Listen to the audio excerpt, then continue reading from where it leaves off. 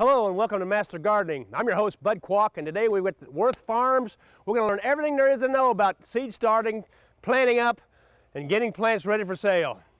So stay tuned. I'll be right back.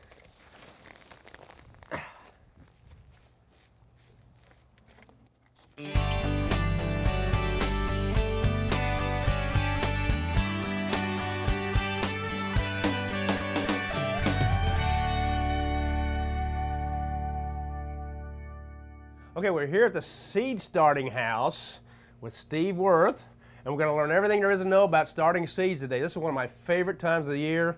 If we didn't plant these seeds, guess what? These plants would never exist. It always got to get that little power, you know. Yeah. First thing you do probably is, well, you planned year after year, and you pretty well know what you're doing. But then you buy your seeds. Is that the first thing you? Sure. Well, and somewhere, of course, you know, we know from the prior year there's some cultivars you want to keep, some you want to do away with. So like everybody else, we get seed catalogs in the fall, and we start looking at those. Of course, there's field trials that come out. You know, the Master Gardeners does some here in the McCracken County area. So you look at various university reports, you know, various other organizations that trial plants, and you pick out some of those if you're dissatisfied. And then, you know, now you don't get the same catalogs I do, though, the Shumways and the Burpees. Typically not. Commercial only? But yeah, we would get those where you have to order in large quantities. You know, for example, these things here contain 1,000 seed. These packs here contain, these are tomatoes. These contain up to 5,000. I said earlier about $10 for that pack. Is that well, yeah. Unfortunately, that might be the cost of the package. But the actual these are Mountain Spring, which is a fairly old cultivar at this point. It's around $25 a thousand when you buy in 1,000 lots. So that pack is so it's $125. And you said seedless watermelons were probably about. Oh, seedless watermelons, 5,000 seedless watermelons could very well run you $750. Okay, you want to plan very carefully. You don't want to buy seeds you're not going to use then, huh? And it's very critical that you look at the germination, because, you know, it's not just, you know, the raw seed is something, but actually you're looking for viable plants that come out of the deal. And simply because the germination says, yes, 70% of the seed might swell, that doesn't necessarily mean you'll get 70% transplanted plants out of it. If you don't use all these in here, do you save these till next year? We will save. Tomatoes keep very, very well. Peppers are somewhat iffy, but we do keep peppers, but we keep in the back of our head that this is year-old seed, and so we'll try to trial some of those prior to sowing, so we have a fair idea as to what the viability of those are going to be. Do you do what we do, put it in a wet Scott towel and see if it germinates or not? No. Well, I purchased it. Oh, you mean to test the germination? See if they germinate. Yeah. Oh, yeah, right. You do the same thing, okay. Yeah, right. Except I'll put mine in my germination room where the temperatures get pretty well constant, you know, irregardless of the outside conditions. And once that's done, then we'll order our seed. This is just probably a little bit of what you've got here. Just Yeah. We have a refrigerator that's full of vegetable and flower seed. And you're going to give us all samples. That's right. That's right. So, what do you use for? You plant it in potting mix? Well, we buy potting soil. Potting soil. No, well, actually, soil is a misnomer. Yeah, it's not actually dirt. It's a mix of peat moss, vermiculite, perlite, and those ingredients, you know. And we call it seed starting mix, but you call it I call it germination mix. Germination, big plug huge. Mix, plug mix. A little bit different than most of the ones you buy in the store or whatever. We like to use one that has a lot of perlite in it. This is perlite. Which gives us this doesn't hold moisture. It drains extremely well for us, and so therefore you can drown seed. So this doesn't hold moisture. No, this doesn't hold moisture. I thought it did. No. Now the vermiculite holds moisture and will drain fairly well, but it holds moisture. Okay. So you get something that has a lot of vermiculite in it, it's going to remain wet for a long period of time. Sometimes that's good, sometimes it's not. And in most instances, when you're trying to germinate seed, something retains a lot of moisture is not good because you can actually drown the seed. The seed needs oxygen to germinate. Yep. So if it's sitting in water, it's not going to germinate. So it's almost, I used equal parts of this, and sphagnum peat moss, but you used a little bit more of that sphagnum type moss. Right. The sphagnum moss is the one you want to use. Okay. The one from Canada is the best. Okay. It's longer fiber. Now that doesn't mean you're looking for fiber just long. It just means in a microscopic deal, it's a longer deal. So it's again, it allows more air. Yeah. You know, plants need air. And you don't use potting mix in the seed starter. We'll get to the potting mix later on. The potting mix is a different blend. Same ingredients, but a different blend. Yeah, a lot of people go to the store and they get this potting soil, and that's even worse. That's for outside. Right. If you use soil, it's too heavy. Yeah. It's too heavy, way too heavy for us. Yeah. Okay, what in the world is this here? This is a devil board. Well, what we do is this is a plug tray, and this is they can come in various shapes and sizes. This happens to be a 328, which means there's 328 cells in this.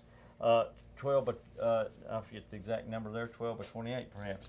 But and this one is a little bit different than most of the plug trays. Most of them will be just like this that you see here, except on the bottom side of these here, for most cells would simply have a hole in the very middle of them. These here have a little plastic flap there.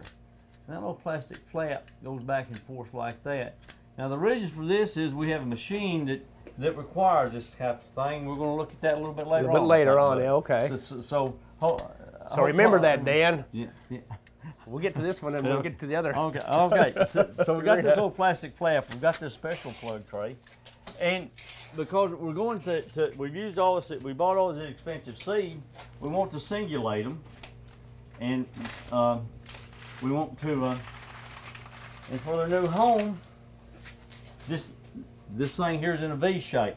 So what it's doing in our plug tray, it's centering that seed. So when the seed falls in here, it'll fall exactly in the center. So everybody has an equal chance. That's great. Yeah, and soil all around it. Yeah, that's right. And then it will. They should all be pretty near the same as they mature. And so when you transplant them, you got the same size plant, so they grow off more evenly. And everybody has the same chance, the fighting chance for water and nutrients. That doesn't look like mine. I've used the same thing, but my seeds are all I plant them by hand. Yeah. Okay, then what do you do after that? What? After this, we'll use a needle seeder. A needle seeder? And that's how we'll start. Okay, let's go to the needle seeder and get that thing full of seeds. Okie doke, very good, very good.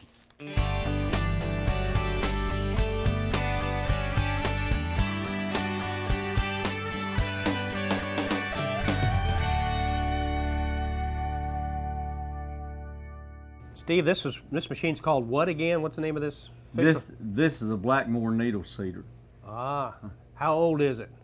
This machine here is approximately 35 to 40 years old. Uh-oh, I got shoes that old. That's not that old. It's still functional, however. I see you. Unlike some, I know, but yeah, I see you're getting ready to put some pelletized seed in here. Yes, sir. Okay, yes, and I like pelletized seed, but sometimes it's more expensive. And you've got a little chart here that shows different kinds of seeds and pelletized and what have you. I think they can get a close-up of that. Can you, Dan? Can you get in close on that? But the theory behind the pelletized deal is the fact that it's easier for man and machine to handle easier. And what they do is they have a machine very similar to this that will singulate the seed. Then they can encapsulate it in a clay ball. Sometimes that ball contains fertilizer and pesticides or fungicides, primarily fungicides. And then it makes it easier for machines and man both to handle. This, as we see right here, is a pelletized marigold seed versus a raw marigold seed here. You can't see the little hairs on it, I don't think, but raw marigold seed will have little hairs that make it bind together. The machine won't want it like that. You'll wind up sowing multiple seeds. So by having put this on there, the seed flows easier and it's singulated for that. This again is zinnias, which are very much similar to marigolds in that. Dahlias again, this is raw dahlia seed, and it's kind of a pill to sow because of that. And there's a whole host of these are just an example of some various seeds that we see here, ranging from salvia to osteospermum, which is one of the newer plants. What? Osteospermum. It's one of the plants that came from Australia years ago when we started this vegetative. Oh yeah. The vegetative craze that began 15, 20 years ago with the proven winners and all those. Osteospermum was one of the first plants. Have you got bigger plants somewhere? We don't have it because it does not perform that well. It's typically a dry, cool thing. But this is seed, and the geneticists are working on making it an improved cultivar for here in the southern United States. So Ball Seeds sent us some of this seed to trial here at our greenhouses this year to see how we thought it performed in a humid, hot region. Okay. Gazinias, another one. These are another plant that does not like that. Beautiful little flower. I don't know if you're familiar with them or not. And then, of course, there are some new perennials are coming out. The Rebecca digitalis pinnastatum. This is tomatoes, which further emphasizes the difference between raw seed versus pelleted seed here. And we can see a lot easier to handle. A lot easier to handle. And that's what we're going to demonstrate today, is sowing pelleted tomato seed. Some of those seeds that are so small that you can't, you almost have to. It's almost that. But this machine with various type needles is capable of sowing all these seeds here. All right. All these seeds here. Well, let's see. Pour some seed in there. I think you got a little bit. Pour some more seed in there, and let's get this thing going. I'm anxious to see how it works. These will be some red ripe tomatoes for us on the 4th of July. Okay. It's not going to break down on us, is it? If we all hold our mouths right, it won't. What this machine does is the needles go back and forth in the tray. It throws a vacuum on them and sucks them up. And then as it comes up, as you can see, well, I killed the power there. That wasn't good. I won't do that one, will I? So each one of those little needles has a seed on it, right? Right. That's the whole point, is that each one of these needles here will have a seed on it as it comes along.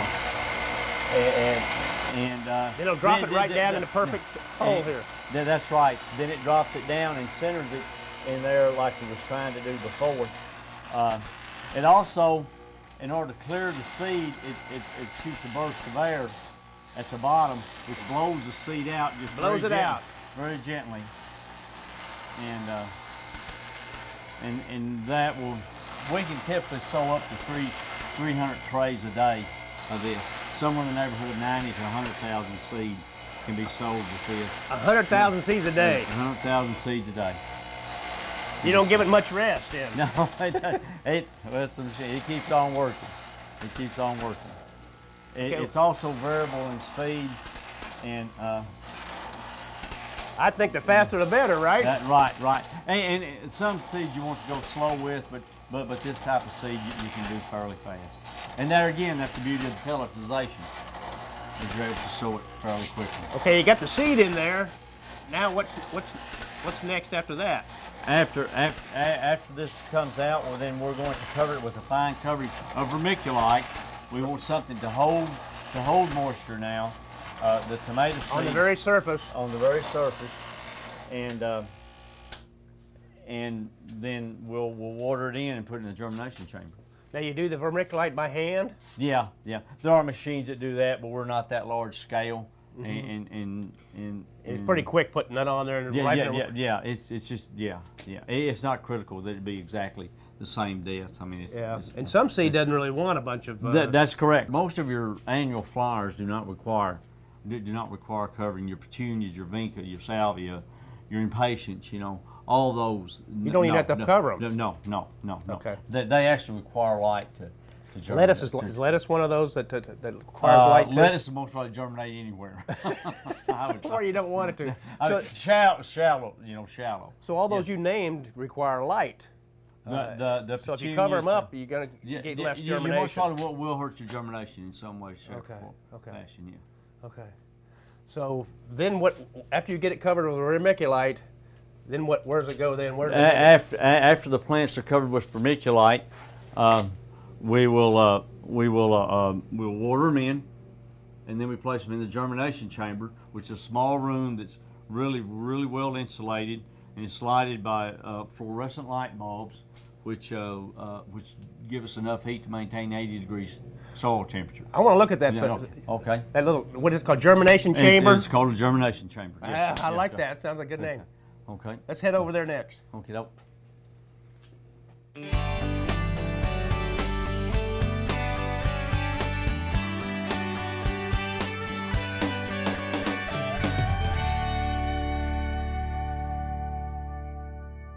Steve, this is the germination chamber. It's not the man cave, it's the chamber, right? That's correct, bud. Okay, what's going on in here? Well, we went to a lot of trouble, as we've already talked about. You know, we bought expensive seed. We went to a lot of trouble to singulate this seed, and now we're trying to create the perfect environment for this seed to germinate in. So what do we need? We need constant temperature, and this little room is well insulated. We have the blue board, the pink board in this case, and then we have the fluorescent lights, the extra insulation on the outside, and then the fluorescent lights that you see in here provide the sole heat for this area. There's no air movement in here, which gives you hot pockets and cold pockets. So when the temperature in this room is roughly, it varies just maybe a degree from the top to the bottom, which is pretty peculiar. The floor is insulated too, by the way. Oh my! So this gives every seed in here the perfect temperature to germinate in. It maintains humidity around the seed, and so this is an ideal germination spot to be. Now, does that give you some extra time? Does that make them germinate a lot faster? Oh, it makes them germinate much faster when they don't go through a high and low cycle. Like my greenhouse, 100 degrees, 40 degrees. Yeah. Typically, like marigolds, which is a fairly no-brainer to germinate, they'll come up in 3 days in here. Oh my! Tomatoes 6 days. You can get petunias up in roughly 6 to 7 days. So yeah, seed comes up, and again, since it's a great little environment, everybody has the ideal home. Yeah, and if you're doing thousands and thousands of plants, get them in, get them out, get them in, get them out. That's right. That's a great idea. And once they start to germinate, as we can see with these. These are wave petunias here. Well, they're awful small. I don't know if the camera can get them or not. But there's one that still has that little head sticking up. Now, as soon as that happens, do you take them out of here? As soon as that happens, we move them to a colder growing area. You don't wait till they get up a little bit. No. That fluorescent lights are great for germination, but they're not great for growing on. Yeah. You'll get long, tall, leggy growth. You got to get and as a matter of fact, as soon as we see tomatoes. You will see tomatoes shoot their first roots through the bottom before they actually push through the soil. We move them out then. When the roots show. Because if you leave them there in overnight, they'll become tall and leggy in the overnight period. Yeah. So yeah, we monitor this room 3 or 4 times a day. Fluorescent lights are okay if you have them right on top of the plant. Right on top of the plant. But that is not the function of this room. This room is simply to get seed up. Okay. This is really interesting. I'd like to have one of these at my place. I think it's too expensive. And then I see you go out here and we're going to get some good shots of some of these seeds that they go into the regular greenhouse. Then. Right. Okay. Until they get certain height, and then. Yeah. Everything moves to this stage. When do you transplant up? Once because of the cell that we're growing in, once that these become root bound, so to speak. I don't mean by that they slow down growth. It means once they've kind of tied this seed ball of this root ball, dirt ball up or soil ball, whatever you want to call it here. Then that's the time to move them up. Okay. We were always told in master gardening that when you get the first true leaves, but you're probably doing it way before.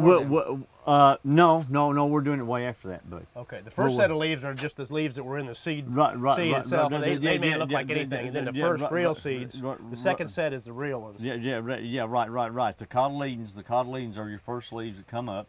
The baby leaves, cotyledons, whatever you want to call them, and then the true leaves. Yeah, they stay in here longer. Okay. They stay in here longer because they have more room. Yeah. They have more room.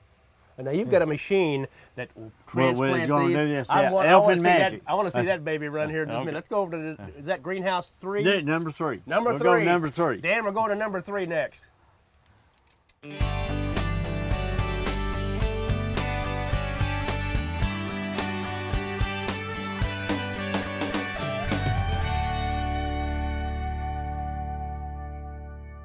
Okay, we're at greenhouse number 3. Number 3, right? That's correct. And this is good old... This is good old potting soil. Potting mix? Potting mix. Potting mix. I stand corrected. Potting mix. Potting mix. And this is a blend of sphagnum peat moss, vermiculite, and perlite. Sometimes has fertilizer in it. This will have a slight nutrient charge. Not a whole lot, but it will have a little bit. And it'll be that pH balanced so that your pH is roughly around 5.5 to 5.7. And you get them in bales like this, and this this is about how many bales up here? This is compressed bud, and this is approximately 36 bales that we have on this wagon here today. And what you just filled that up, that's how you do it? This is how the cells, the size cells you like for this? For the purchasing public now, this seems to be the most acceptable form, is 804, which means there's 4 cells and 8 packs per thumb. Now let's get over to my machine here. I like it. Okay. Yeah, this has really helped us save on labor and stuff. Now this is peppers in here, and this is where the beauty part. The beauty part of the little flap on the bottom comes through. Okay, you're not going to push that through there, are you? That's what we're going to do. You're not going to kill the plant? We're not going to kill the plant. We've done hundreds of thousands of these, and this does it quickly, safely, and oh my! That was easy. That was easy, and this is all mechanical. There's nothing. There's no computers, there's no motors, there's nothing on this. And she just rotates it over one and presses it down again. This is this cell, the plug tray and the flat are both designed to kind of be compatible with one another. She just did in 5 seconds what takes me about a half hour to do. Oh, that's correct. That's correct. I'm not going fast. No, she's taking it easy on us too. Right. We can roughly fill, if we're doing one particular variety, we can roughly fill a half a house a day by ourselves. Those go in my trunk, by the way. Sir? Those go in my trunk. Okay. Okay, then when we get down here, where do they go next? Well, what happens then is they will be checked. I mean, this is still a machine. Yeah, it's some not of them perfect. need to be. And we chose them that weren't really root bound enough. These were a little bit young to be doing this with. So you double check them. And you double check them. You check for missing ones. We have plants that we can recharge with over here. That's a good thing for Lisa to do, right? That's right. And someone will check these before they're actually going to the watering tunnel. And then, but it still is a matter of just looking at 2 or 3 plants and not.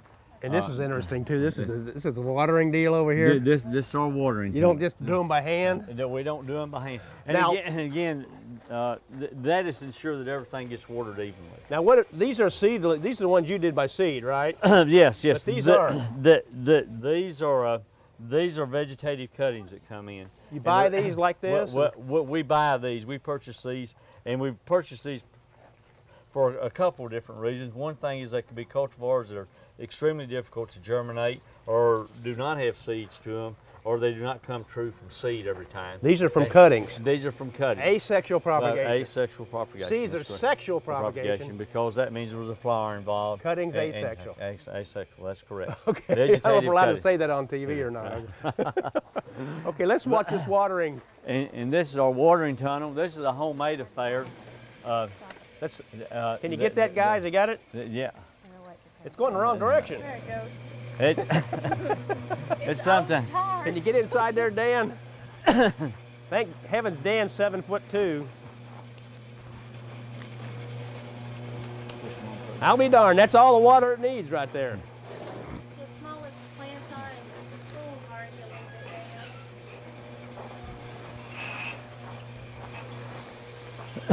little bit. But in a greenhouse, I think much more damage is done by overwatering than underwatering. Oh yeah. And so that's the reason we don't. All we're looking for here is to set that dirt around that root ball. That's all you're wanting. That's all you're wanting. And you want to make these plants have a harsher life as possible. And you need air in that soil. You need air I don't know if you mentioned that or not. Yeah. You need oxygen. Is needed for roots. And you need to let it dry out. Do you have to run it back through here again, or from now on it gets some misters? We will use the automatic waterers. Well, initially for the first couple of weeks I'll hand water. We'll touch up dry spots and try to see that everything's going, and then we'll switch over to the automatic system, which is really nice and uniform. Okay, we're going to go over to greenhouse number 2 next. Before we have started some things a couple weeks ago. We're going to look at some bigger plants, and they're going to get correct. some shots of your tomatoes down here. They're going to put them in there and make us look pretty and that kind of thing. Okay. Okay, let's go to number 2. Thanks, Lisa. All right, see ya.